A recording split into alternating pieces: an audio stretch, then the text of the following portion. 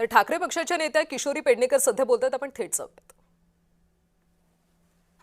पण लायकीचा नाही, पण तुम्ही ज्या सभेमध्ये ज्यांच्यामुळे गेलात, विधानसभेने काय पाहिलं गेलं 2022 पासून, आधी तर पाहिलंच, पण इतकं खाली गेलेलं, त्याची गरिमा एवढी खाली नेलेला विधानसभा कधी कोणी पाहिली नव्हती. ती विधानसभा त्यांनी 2022ला 20 जून 2022 सभागृहाने पाहिलं आणि मग एक एक एक एक उड्या पडत गेल्या.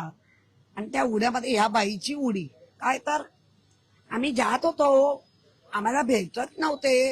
अहो मी ज्या वेळेला बंगल्यावर जायची, मग त्या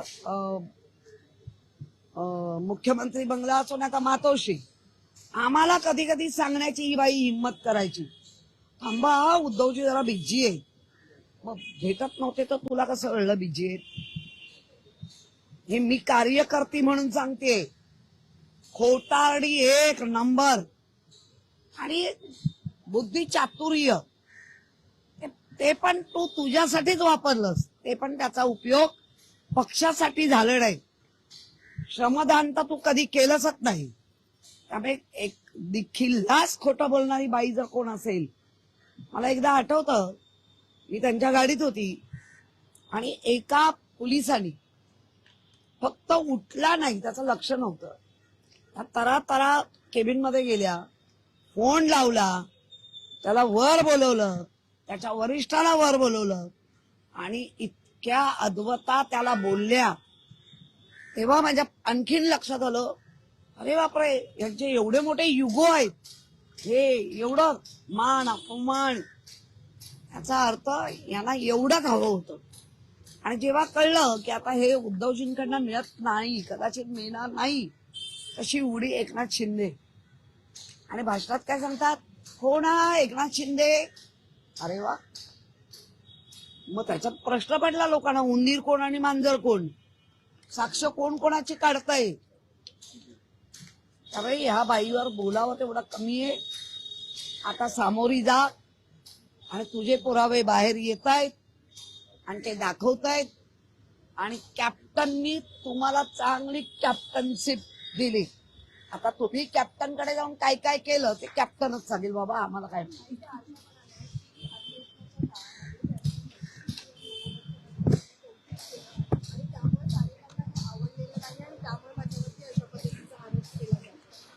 मुळात मुख्यमंत्री आणि उपमुख्यमंत्री निरोप समारंभाच्या वेळी जे करतात, त्याला जर ह्या मोठ्या स्वतःच एक क्रेडिट किंवा काय म्हणतात त्याला, काहीतरी मला चांगलं, तर बघ त्याच्यावरच कळतं नाही केवढा येडपटपणा आहे. केलं ना मुख्यमंत्री आणि उपमुख्यमंत्र्यांनी, सर्वांसाठी केलं, तुझं पण केलं. आणि आम्हाला पोटदुखीचा काय प्रश्न, कोणालाच. तुझं पोट एवढं आहे की तुझं ते भरतच नाहीये, त्यामुळे पोटदुखीचा काय प्रश्नच येत नाही.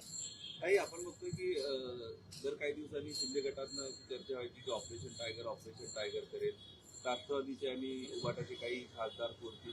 मात्र माहिती मिळते की आता दिल्लीत भाजपाच्या वरिष्ठांनी शिंदेना शांत राहण्याच्या सूचना दिल्या. बघा,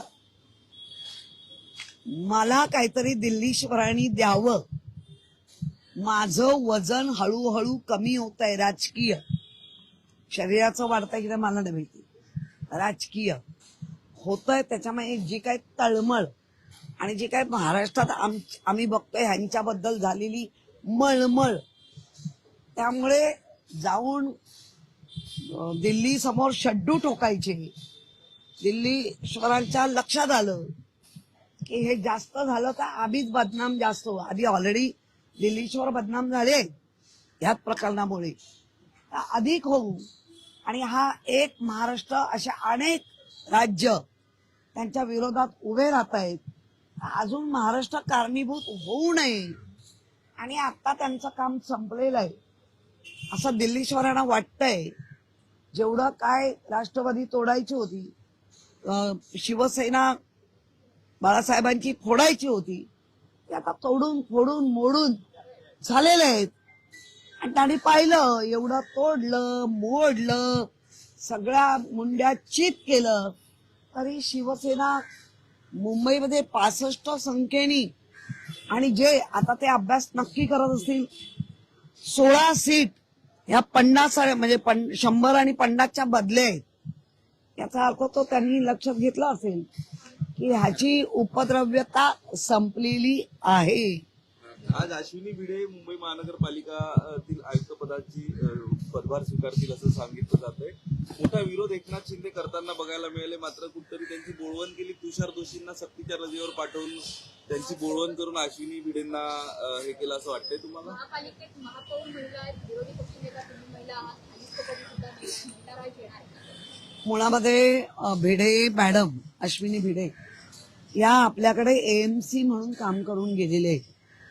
त्यांच्या सोबत आम्ही काम केलेलं आहे आणि त्यांच्या सोबत काम करत असताना त्यांच्या संपूर्ण त्यांचा जो कार्यभार आहे तो कसा असतो त्या अतिशय सकारात्मक दृष्टीने काम करतात.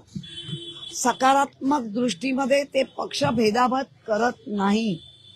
त्या एएमसी होत्या आणि गुड लक त्यांचं की या वेळेला ह्या मुंबई महापालिकेवर पहिल्यांदा ज्या एएमसी होत्या त्या पुन्हा आयुक्त म्हणून येत आहेत.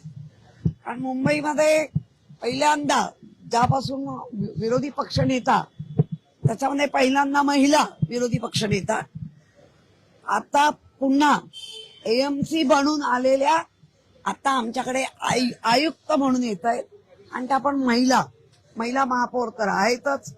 त्यामुळे खरंच आहे महिला सेक्रेटरी आहेच MS डिपार्टमेंटची. त्यामुळे खरंच महिला राज आहे. आणि शिंदेचा विरोध होता नाही होता तो आम्हाला माहिती नाही, पण त्यांच्यात धुसफूस आहे ही मात्र हळूहळू फुसफुसनी बाहेर येते एवढी नक्की. काही सोबत मंत्रिमंडळात सुद्धा फेरबदल करावे अशा पद्धतीच्या बातम्या येत आहेत. दीपक केसरकर असतील किंवा अन्य मंत्र्यांकडे काही नाराज आहेत, कॅमेरासमोर काही वर्तणूक झाली आहे, नाराज आहे, काही मोठी फेरबदल करण्याची शक्यता ती सुद्धा खराब करतात. हा आपण गेल्या वर्षभरात पाहिलं कोण कॅन्टीनच्या मुलांना जाऊन ठोसे मारतायत, कोण हात म्हणजे अर्ध नग्न खाली उतरून मारामाऱ्या करतायत, कोण बॅगाच्या बॅगा म्हणजे आम्हाला सांगता खोके बोलू नका तर आम्ही म्हणायचं आता भरलेल्या बॅगा खोक्यांसारख्या भरलेल्या बॅगा त्याचं लक्ष्मी दर्शन दाखवतायत. तर कोण सांगतंय की मी 35 कोटीवर पाणी सोडलं, मला मिळणारा लाभ हा 35 कोटीचा होता आणि तो माझ्या कार्यकर्त्यांसाठी सोडला. मला तुमच्या माध्यमातून सांगायचं आहे जर कार्यकर्त्यासाठी 35 कोटी सोडले आहेत तर जरा कार्यकर्त्यांची कौलं चेक करा, काही सोन्या बिन्याची घातली आहेत का. कारण कार्यकर्ता भाग्यशाली आहे म्हणायचा. काही थापा मारतायत